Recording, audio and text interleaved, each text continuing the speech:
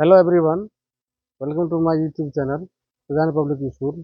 आज हम लोग जो क्लास 10th में बहुत इंपॉर्टेंट क्वेश्चन है साइंस के वो पढ़ेंगे। तो आइए स्टार्ट करते हैं। ये क्वेश्चन बिहार बोर्ड में बार बार पूछे जाते हैं। तो पहला क्वेश्चन है, नाइक्रोम में कौन कौन से तत्व होते हैं। तो सबसे पहले ये समझिए कि नाइक्रोम क्या है। नाइक्रोम में क्या है? तार है। क्या है? जिसको आप वायर बोलते हैं। इसका यूज आप कहाँ करते हैं? इस्त्री करने में। आयरन में होता है। वो तार कहाँ होता है? आयरन में होता है। कहाँ होता है? जैसे हीटर हो गया उसमें होगा। तो इसमें कौन कौन से तत्व होते हैं? इसमें क्या क्या होता है बेटा? निकेल होता है, क्रोमियम होता है और लोहा होता है। तो अगर आपसे कोई पूछे कि नाइक्रोम में कौन कौन से तत्व होते हैं, निकेल, क्रोमियम एवं लोहा। अगला क्वेश्चन है दूसरा कि इनमें से कौन संबंध सत्य है। ऑप्शन में दिया हुआ है भी बराबर आई आर, भी बराबर आर बट्टे आई, भी बराबर I2R, भी बराबर IR। तो आप लोग ओम का नियम पढ़ चुके हैं। ये क्या होता है? भी और IR दोनों बराबर होते हैं। क्या होता है? भी इजकल टू IR, ये दोनों बराबर होता है। अब देखिए एग्जाम्पल क्या कर सकता है कि ये ऑप्शन नहीं देकर के आपको ऐसा दे देगा। क्या? ये ऑप्शन या तो ये दे देगा। अब जिन बच्चों को मैथ का कैलकुलेशन आता होगा वही समझ पाएगा। देखो यहाँ क्या किए हैं, इसे भी बराबर आई आर है, इन्होंने क्या किया? आर बराबर क्या ले लिया? भी बट्टे आई ले लिया। तो हम पढ़ते हैं ना मैथ में कि अगर कोई संख्या गुना में है, क्या है? गुना में है, तो बराबर का जो संख्या रहता है, जैसे 4 है, इस तरह से भी चला जाएगा बट्टा में। इसी तरह ये आ गया, इसमें भी यही हुआ है। तो दिक्कत, तो अगर ये ऑप्शन में नहीं रहे, इसको भी हम ध्यान से देखेंगे। नेक्स्ट है तीसरा क्वेश्चन, विद्युत बल्ब के भीतर निष्क्रिय गैस भरी जाती है। अब विद्युत बल्ब जो होता है बेटा, उसमें निष्क्रिय गैस भरा जाता है। क्यों भरा जाता है? क्या?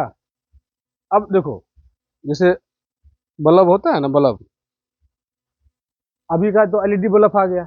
पहले के जमाने में क्या था? अभी भी है वो बल्ब। बल्ब के अंदर क्या होता है? फिलामेंट होता है। क्या होता है? फिलामेंट, जिसको हम तंतु बोलते हैं। क्या बोलते हैं? तंतु। दिखा होगा। उसमें आर्गन और नाइट्रोजन दोनों भरे जाते हैं। क्यों भरे जाते हैं? टंगस्टन के वाष्पन को रोकने के लिए। क्यों भरा जाता है? टंगस्टन के वाष्पन को रोकने के लिए। तो विद्युत बल्ब के भीतर निष्क्रिय गैस भरी जाती है। कौन सा? आर्गन और नाइट्रोजन। याद रखोगे। अब अति भारण के समय विद्युत परिपथ में विद्युत धारा का मान क्या होता है? अब देखो, अति भारण क्या समझते हैं? जैसे कि हम फ्रिज चला रहे हैं, टीवी चल रहा है, जितना वोल्टेज की आवश्यकता हमको है, हमको उतना ही चाहिए। अगर उससे अधिक हम ले रहे हैं तो क्या होगा? भार ज्यादा पड़ेगा, वो ओवरलोड हो जाएगा। तो क्या होगा? ये अति भारण हो जाएगा। इसको हम क्या बोलते हैं? अति भारण। इसमें क्या होता है बेटा? परिपथ में विद्युत धारा का मान क्या होता है? बहुत अधिक बढ़ जाता है। क्या होता है? हाँ, टीवी फ्रिज कूलर सब फूका जाता है, कभी कभी पंखा फूका जाता है कि नहीं? किस कारण होता है? अति भारण के कारण। याद रखोगे, जब अति भारण के समय विद्युत परिपथ में विद्युत धारा का मान क्या होगा? बहुत अधिक बढ़ जाता है। क्या समझ गया? आगे बढ़ते हैं। अगला क्वेश्चन है, विद्युत चुंबक बनाने के लिए प्राय किस प्रकार के छड़ का उपयोग किया जाता है? याद रखोगे, नरम लोहा। याद रखोगे, नरम लोहा का प्रयोग विद्युत चुंबक के लिए किया जाता है। जैसे मान लो एक वायर ले लोगे, ठीक है, उसके अंदर जो टुकड़ा होता है लोहा का, वो डालोगे तो विद्युत चुंबक का काम करेगा।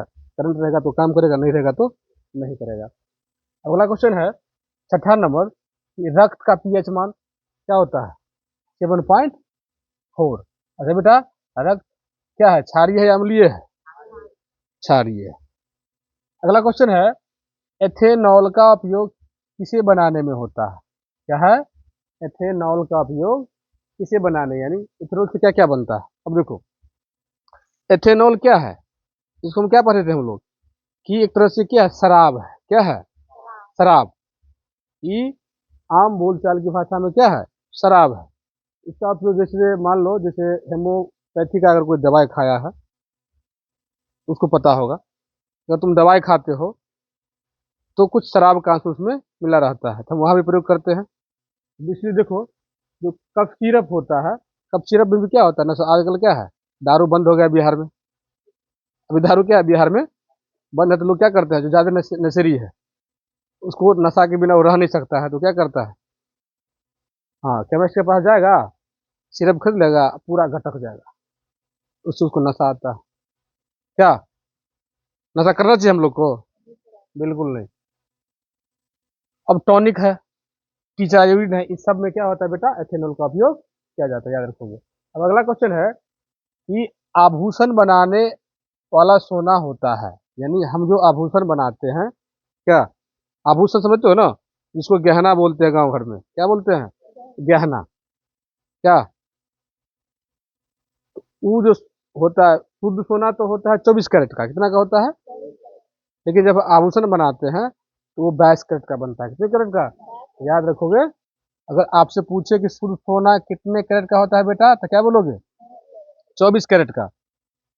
और आभूषण बनाने वाला सोना 22 कैरेट का, किसका, 22 कैरेट का।